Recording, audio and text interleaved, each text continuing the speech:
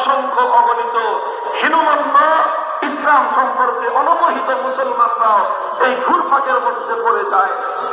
ঘুরপাকটা কি আবার বলছি, লক্ষ্য করে শুনেন।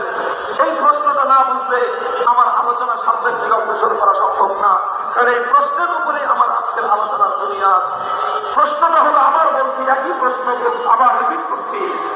মুসলমানরা যদি মুসলিম হিসেবে রাষ্ট্রকে ইসলামী রাষ্ট্র বানাতে চায়, তাহলে হিন্দুরা হিন্দু হিসেবে রাষ্ট্রকে হিন্দু রাষ্ট্র বানাতে চাইবে, বৌদ্ধরা বৌদ্ধ হিসেবে রাষ্ট্রকে বৌদ্ধ রাষ্ট্র বানাতে চাইবে, ইহুদি খ্রিস্টানরা নিজ নিজ ধর্ম অনুযায়ী নিজ নিজ মতবাদ অনুযায়ী রাষ্ট্রকে তার ধর্মীয় রাষ্ট্র বানাবার চেষ্টা করবে।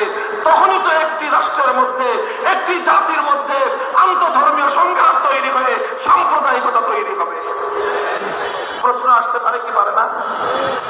এই প্রশ্নের জবাব শুনেন।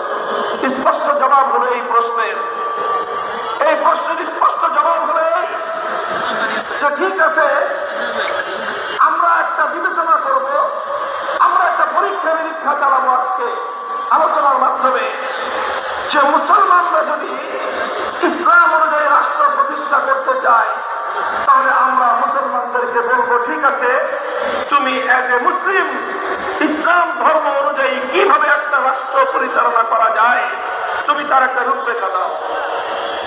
হিন্দুকে বলবো যে তোমার হিন্দু ধর্ম অনুযায়ী একটা রাষ্ট্র কিভাবে পরিচালনা করা সম্ভব হয়, তুমিও তোমার ধর্মের আলোকে একটা রূপরেখা দাও। বৌদ্ধকে বলবো তুমি একটা রূপরেখা দাও। খ্রিস্টান এবং ইহুদিকে বলবো তোমাদের ধর্মের মূল নীতির আলোকে, ধর্মীয় রেফারেন্সের আলোকে, ধর্মগ্রন্থ এবং তোমাদের ধর্ম প্রণেতাদের বক্তব্যের আলোকে তোমরা একটা ফর্মুলা দাও যে তোমাদের ধর্ম অনুযায়ী একটা রাষ্ট্র কিভাবে প্রতিষ্ঠা করা সম্ভব। যদি সবগুলো ধর্মের কাছ থেকে আমরা একটা একটা করে ফর্মুলা পাই, মুসলমানরা দিল ইসলামী রাষ্ট্রের ফর্মুলা, হিন্দুরা দিল হিন্দু রাষ্ট্রের ফর্মুলা, বৌদ্ধরা দিল বৌদ্ধ রাষ্ট্রের ফর্মুলা, খ্রিস্টানরা দিল খ্রিস্ট রাষ্ট্রের ফর্মুলা, ইহুদিরা দিল ইহুদি রাষ্ট্রের ফর্মুলা, অন্যান্য ধর্মাবলম্বীরা নিজ নিজ ধর্ম অনুযায়ী রাষ্ট্র প্রতিষ্ঠার এবং রাষ্ট্র পরিচালনার ফর্মুলা দিল। তারপরে আমরা তুলনা করব, কম্পেয়ার করে দেখব যে কোন ফর্মুলাটা মানুষের জন্য বেশি কল্যাণকর, তারপরে আমরা সেই ফর্মুলা বাস্তবায়ন করব। এটা হলো যুক্তির সাধারণ দাবি। তবে আমি আপনাদেরকে আশ্বস্ত করতে চাই, আলোচনা এতদূর পর্যন্ত কোনোদিন গড়াবে না।